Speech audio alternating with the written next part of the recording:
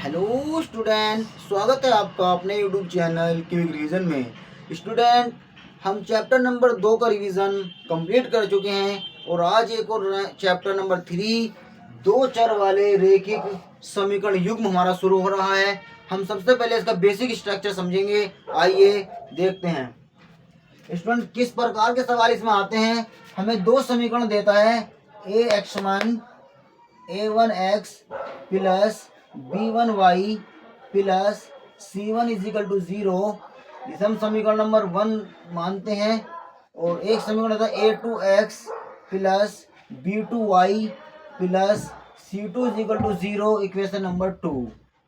हमें इस प्रकार दो समीकरण दी जाएंगी और सवाल में हमसे पूछा जाएगा क्या दोनों समीकरणें एक दूसरे को प्रतिच्छेद करती हैं, संपाती हैं या समांतर हैं। या फिर पूछा जाता है कि इनके कितने हल होंगे, अद्वितीय हल होंगे, अपरिमित रूप से अनेक हल होंगे या कोई हल नहीं होगा। बहुत आसानी से ध्यान देंगे बोर्ड की तरफ। जब हमारी कंडीशन होगी a1 बटे a2 b1 बटे b2 नॉट इजिकल टू होंगे, यानी दोनों बराबर नहीं होंगे, तो तब हमारी कंडीशन होगी कि दोनों रेखाएं एक दूसरे को प्रतिच्छेद करती हैं। और इस रूप में जब देखेंगे तो केवल एक अद्वितीय हल होता है ऐसी कंडीशन में। कंडीशन नंबर 1 को फिर रिपीट करता हूं, ध्यान से देखेंगे। जब a1 बटे a1 a2 मिलेगा कहां से, जो दोनों समीकरण दी गई होंगी उनके इन दोनों समीकरण से कंपेयर कराएंगे, तुलना कराएंगे। जो x का गुणांक होगा वो a1 की वैल्यू होगी, जो y का गुणांक होगा वो जो b1 की वैल्यू होगी, जो c1 होगा वो आपकी c1 की वैल्यू होगी। ऐसे ही इक्वेशन नंबर 2 की कंपेयर कराएंगे। जो x के गुणांक में होगा उसको a2, y के गुणांक में होगा उसको b2, और जो हमारा अकेला होगा उसको लेंगे c2।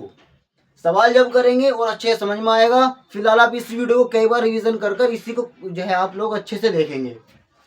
कंडीशन नंबर 2 में क्या होता है, a1 बटे a2 b1 बटे b2 c1 बटे c2 तीनों इजिकल टू होता है, तीनों बराबर होते हैं।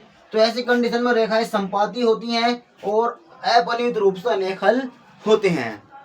ठीक है स्टूडेंट, कंडीशन नंबर 3 देखते हैं। a1 बटे a2 b1 बटे b2 तो इजिकल टू होंगे, लेकिन c1 बटे c2 नॉट इजिकल टू, यानी इसके बराबर नहीं होगा। ऐसी कंडीशन में रेखाएं समांतर होंगी और उनका कोई हल नहीं होगा। आइए एक बार इसको आसानी से देखते हैं। सबसे पहले तो आपको यह ध्यान देना है कि दोनों में से एक कंडीशन एक बार में पूछी जाएगी। ये सिर्फ एक बार में वीडियो में कंप्लीट हो जाए, इसलिए दोनों चीजें साथ बता दी गई हैं। या तो आपसे प्रतिच्छेद पूछा जाएगा या ये वाली कंडीशन पूछी जाएगी। ऐसे ही तीनों में एक बार मैं आपको ट्रिक के माध्यम से जैसा आप आसानी से याद कर सके वो बताता हूं। फिर एक बार बोर्ड की तरफ देखेंगे सभी स्टूडेंट। देखिए, समान प्रतिच्छेद का मतलब होता है यानी कि किन्हीं दो रेखाओं को काटना। तो आप हम आराम से देख रहे हैं a1 a2 b1 b2 एक दूसरे को काट रहे हैं। तो ऐसी कंडीशन में तुरंत पता चल जाएगा हमारी रेखाएं क्या कर रही है, प्रतिच्छेद कर रही हैं।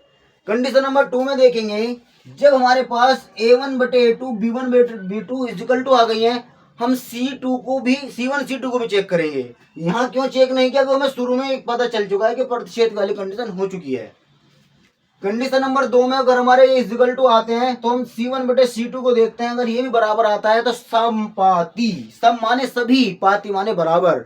जब सभी बराबर होंगे ऐसी कंडीशन में रेखाएं संपाती होंगी और अपरिमित रूप से अनेक हल होंगे। भाई जब देखो, जब चीजें बराबर होती हैं तो सब आराम से काम कर लेते हैं। जब समान अपना सभी पार्टिसिपेट करते हैं तो इसमें तीनों लोग पार्टिसिपेट करते हैं तो इसके हल भी कितने होंगे, अनेक हल होंगे। ट्रिक के माध्यम से समझेंगे। तीसरे को a1 बटे a2 b1 बटे b2 इजिकल टू है, लेकिन c1 बटे c2 नॉट इजिकल टू है, इनके बराबर नहीं है। तो देखेंगे इसकी क्या ट्रिक है, समान अंतर। पहले दोनों समान है, बराबर है, फिर इनमें अंतर है, तो ऐसी रेखाएं क्या होंगी, समांतर रेखाएं होंगी और इनके कोई भी हल नहीं होंगे। क्योंकि आपने देखा होगा जब दो लोग झगड़ते हैं, दो भाई विचार है, एक झगड़ रहा है, तो उनका कोई साथ नहीं देता, तो इसलिए इनका कोई हल नहीं होगा। स्टूडेंट, बहुत अच्छे समझा चुका हूं। इस वीडियो को रिपीट कीजिए। अगली वीडियो में आते हैं आपके सामने क्वेश्चंस के साथ। Thank you so much.